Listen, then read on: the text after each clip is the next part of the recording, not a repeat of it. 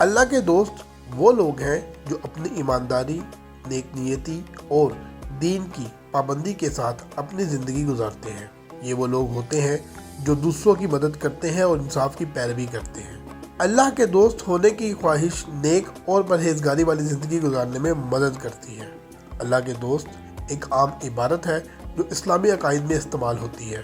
یہ عبارت اصطفا اور نیک عقائد رکھنے والے لوگوں کے لیے استعمال ہوتی ہے جو اللہ کی محبت اور توجہ کے ساتھ اپنی زندگی گزارتے ہیں اور ان کے عمل اور عقائد ان کی مذہبی ایمان کی تعبیر ہوتے ہیں۔ ان لوگوں کی عملی زندگی ان کے دینی ترجیحات کو مد نظر رکھتی ہے اور وہ اخروی جنت کی کامیابی کی طرف راہجوئی کرتے ہیں۔ السلام علیکم ناظرین، میں ہوں محمد نعیم اختر اور آپ دیکھ رہے ہیں المعارف ٹی وی۔ ناظرین، ویڈیو کا آغاز کرنے سے پہلے آپ سے گزارش ہے کہ اگر ابھی تک ہمارا چینل آپ نے سبسکرائب نہیں کیا تو پلیز ہمارا چینل سبسکرائب کر لیجئے اور ساتھ بیل آئیکن کے بٹن کو بھی دبا دیجئے تاکہ ہماری آئندہ آنے والی تمام ویڈیوز کا نوٹیفیکیشن آپ کو موصول ہو سکے۔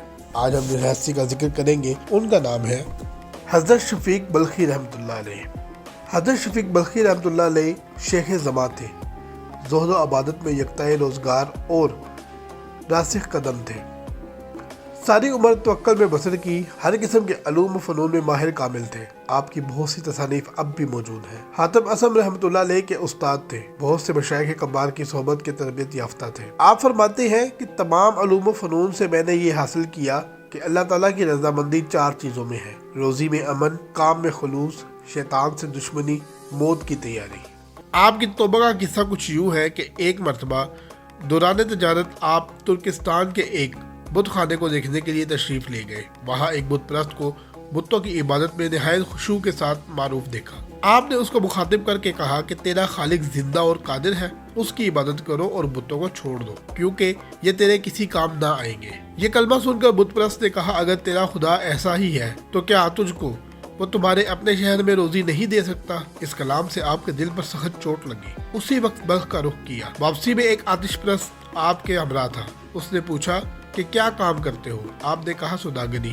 آتش پرست نے کہا، ایسی روزی کی خاطر کوشش کرنا جو تمہاری قسمت میں نہ ہو عمر ضائع کرنا ہے۔ اگر ایسی روزی کے لیے جد و جہد کرتے ہو جو تمہاری قسمت میں لکھی ہے تو یہ اور فضول بات ہے۔ ایسی روزی بہرحال تم کو مل کر رہے گی۔ اس کلام سے آپ کے دل کو چوٹ لگی اور دنیا کی محبت آپ کے دل سے نکل گئی۔ ایک مرتبہ بلخ میں شدید قحط نمودار ہوا اور زحمت یہاں تک پہنچی کہ لوگ ایک دوسرے کو کھانے لگے۔ اس حالت میں آپ نے ایک غلام کو خوش و خرم پھرتے دیکھ کر پوچھا کہ یہ کون سی خوشی کا وقت ہے؟ کیا تو خلقت کو بھوکوں مرتے نہیں دیکھ رہا؟ غلام نے کہا کہ مجھے کیا فکر، میرے آقا امیر آدمی ہیں اور غلے کی سینکڑوں انبار اس کے پاس موجود ہیں۔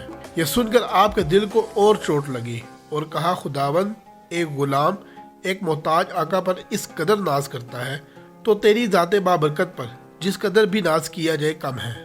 اسی وقت دنیاوی شغل کو ترک کر دیا اور توبہ کر کے توکل کو مضبوطی سے تھام لیا۔ حاتم اسم رحمۃ اللہ علیہ نے فرمایا کہ ایک مرتبہ میں شفیق کے ہمراہ جہاد کو گیا۔ ایک دن سخت جنگ ہوئی، سوائے اس کے ہوا میں سے گزرتے ہوئے تیر اور باہم گرتے ہوئے نیزے دکھائی دیتے تھے اور کچھ نظر نہ آتا تھا۔ مجھ سے فرمایا کہ آج کا دن کیا ہے؟ شاید تم یہ سمجھو کہ کل ہی کا دن ہے کہ تم نے اپنی بیوی کے پاس خواب کے کپڑوں میں بسر کیا، اس کے بعد دونوں فوجوں کے درمیان لیٹ کر سو گئے، گویا آپ کے نزدیک جنگ کوئی چیز ہی نہ تھی۔ ایک مرتبہ بغرض حج مکہ کی طرف تشریف لے جا رہے تھے۔ جب بغداد میں پہنچے تو خلیفہ ہارون الرشید نے آپ کو بلایا۔ جب آپ خلیفہ کے پاس گئے تو اس نے عرض کیا کہ کچھ نصیحت فرمائیے۔ آپ نے فرمایا کہ اللہ تعالیٰ نے تجھ کو صدیق رضی اللہ تعالیٰ عنہ کا جانشین کیا، تجھ سے صدق طلب کرے گا۔ فاروق اعظم رضی اللہ تعالیٰ عنہ کی جگہ بخشی، تجھ سے حق و باطل کی تمیز مانگے گا۔ ذوالنورین رضی اللہ تعالیٰ عنہ کی گدی پر بٹھایا، تجھ سے حیا اور کرم کا مطالبہ کرے گا۔ حیدر کرار رضی اللہ تعالیٰ عنہ کی جگہ عطا کی ہے، تجھ سے عدل اور علم طلب کرے گا۔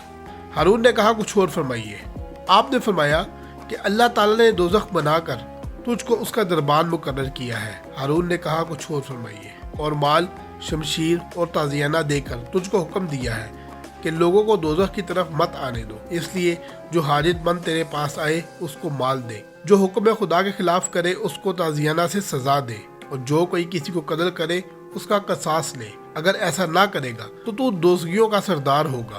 ہارون نے کہا، کچھ اور فرمائیے۔ آپ نے کہا، تو چشمہ ہے اور تیری رعایا کے اعمال نہریں، اگر چشمہ صاف ہے تو نہروں کا میلا ہونے سے کوئی حرج نہیں، لیکن اگر چشمہ ہی گندا ہوگا تو نہروں کے صاف ہونے کی کوئی صورت باقی نہیں رہتی۔ پھر خلیفہ نے کہا کچھ اور فرمائیے۔ آپ نے کہا اگر تو جنگل میں اس قدر پیاسا ہو جائے کہ مرنے کے قریب پہنچے اور کوئی شخص ایک گھونٹ پانی آدھی سلطنت کے عوض بیچے تو کیا تو خریدے گا؟ فرمایا کہ اگر تیرا پیشاب بند ہو جائے اور کوئی شخص آ کر کہے کہ آدھی سلطنت دے تو تیرا علاج کرتا ہوں تو پھر کیا کرے گا؟ ہارون نے کہا آدھی سلطنت دے دوں گا۔ پھر آپ نے فرمایا کہ ایسی حکومت پر کیا ناز کرنا جس کی قیمت پانی کا ایک گھونٹ ہو۔ یہ سن کر ہارون الرشید رونے لگے اور احترام کے ساتھ آپ کو واپس کیا۔ ناظرین، مزید اس طرح کی ویڈیوز کو دیکھنے کے لیے ہمارے چینل کو لائک کریں، شیئر کریں، سبسکرائب کریں۔